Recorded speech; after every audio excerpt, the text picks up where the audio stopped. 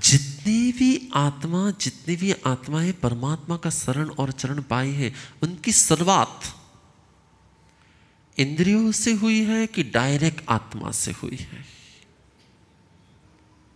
लेकिन कई आत्माएं ऐसी हैं जो इंद्रियों से परमात्मा को पाने के बाद सिर्फ इंद्रियां तक में ही अटक गए हैं। કેટલા આત્મા એવા છે જે ભગવાનને ઇન્દ્રિયોથી પામીને, મળીને, દર્શન કરીને, સાંભળીને ભગવાન સુધી પહોંચી ગયા, પણ પછી એ માત્ર ઇન્દ્રિયો સુધી જ સીમિત રહ્યા છે। એટલે એ પરમાત્માનું સ્વરૂપ આંખોથી અનુભવી શકે છે કે અંતરથી અનુભવી શકે છે।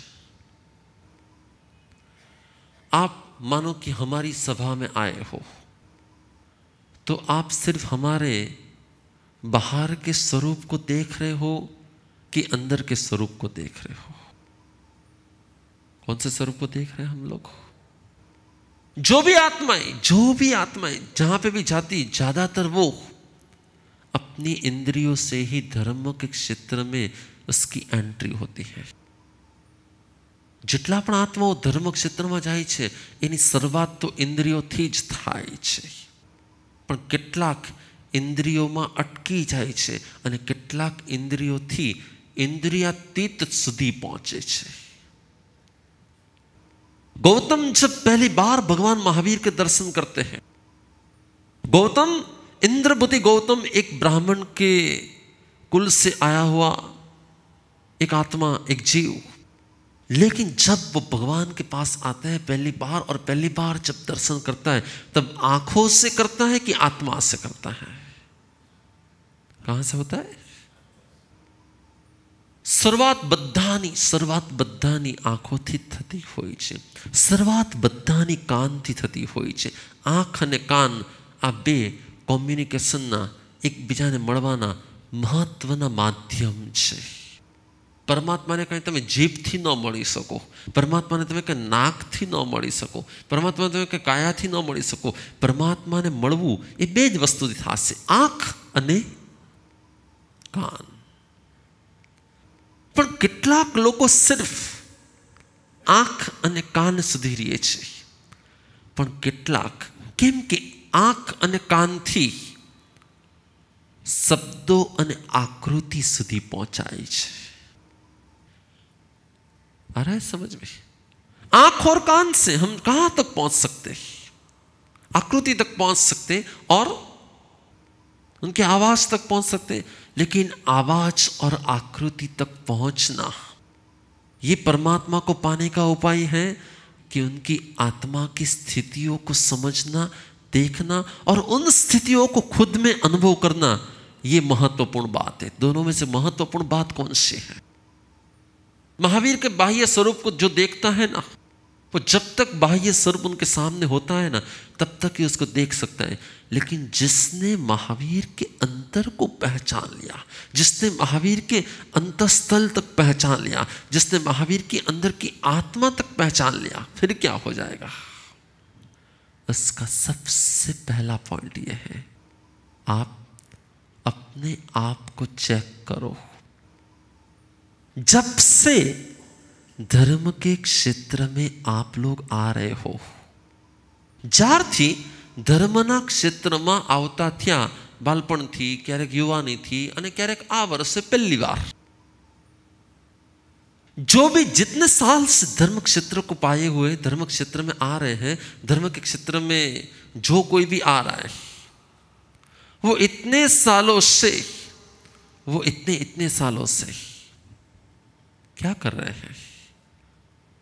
તમે જેટલા વર્ષોથી આવો છો ધર્મ ક્ષેત્રમાં, જ્યારે પણ આવ્યા છો, આંખ અને કાન લઈને આવ્યા છો કે આત્માને લઈને આવ્યા છો? આંખ અને કાનથી જ ધર્મ ક્ષેત્રમાં આવ્યા છે કે આત્માથી આવ્યા છે? कहां से आए हैं? आंख और कान लेकर आए। એટલે આપણને આટલા વર્ષો સુધી, इसलिए हम लोगों को इतने साल से धर्म के क्षेत्र में जो भी आदत पड़ी हुई है ना, वो दो चीजों की आदत बहुत पड़ी हुई है। एक तो कि दर्शन करना और एक बोलो प्रवचन सुनना। जब भी धर्म के क्षेत्र में कोई भी आता है ना, जब भी जहां पे भी कोई भी जाता है ना, दो ही चीज ज्यादा होती है। हमें बेज काम કર્યું છે का या तो हमें धर्म क्षेत्र में आवता ज न હતા અને જો આવતા હતા તો બેજ કામ। एक संत के सतीजी ચાલો આપણે શું કરી લઈએ, દર્શન કરી લઈએ, અને સેકન્ડ કે આપણે એમનું વ્યાખ્યાન સાંભળી લઈએ। એટલે જ્યારે પણ આવ્યા છીએ ત્યારે આપણે આંખ અને કાન, आइज और वॉइस, बराबर है, ये दो ही चीजों को। परंतु शुरुआत कदाच आंख ने कान थी थाय, शुरुआत आंख ने कान थी थाय, पण इतिहास में पहले थी लई अने अत्यार सुधी जेटला पण आत्माओ कल्याण ने पायमा छे, आंख અને કાનથી કલ્યાણને પામ્યા છે કે ચિત્ત અને આત્માથી કલ્યાણને પામ્યા છે? શેનાથી પામ્યા છે? આત્માથી કે આંખ અને કાનથી? આંખ અને કાન એ બોટલનું દૂધ છે। બાળક જ્યાં સુધી નાનકડું હોય ને, બાળક જ્યાં સુધી નાનકડું હોય ને ત્યાં સુધી એને दूध પીવડાવવું હોય તો શેમાં दूध પીવડાવવું પડે? તમે જો એની મમ્મી દૂધની બોટલ આપી દેશે અને બિચારું દૂધ પીધા જ કરશે, પીધા જ કરશે, પીધા જ કરશે, શેમાંથી પીશે? પણ તમે અત્યારે અહીંયા આવ્યા ને, આ સવારે દૂધ પીને આવ્યા કે એમને આવ્યા છો? દૂધ પીને આવ્યા છો, શેમાં પીને આવ્યા? કપમાં, ગ્લાસમાં કે બોટલમાં? हेलो, હું તમને પૂછું છું, आप आज यहाँ पे दूध पी के आए ना कि नहीं आए? कप में, बोतल में, ग्लास में, किस में? या ग्लास में या कप में, लेकिन बोतल में दूध पी के कितने आए? एक भी नहीं कि थोड़े बहुत? कोई नहीं। क्यों?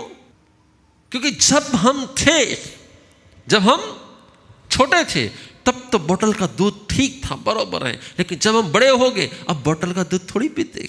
मैं आपको यही कहना चाहता हूं, आंख और कान से धर्म के क्षेत्र में आना, आंख और कान से धर्म के क्षेत्र में आना बोतल का दूध पीने जैसी बात है।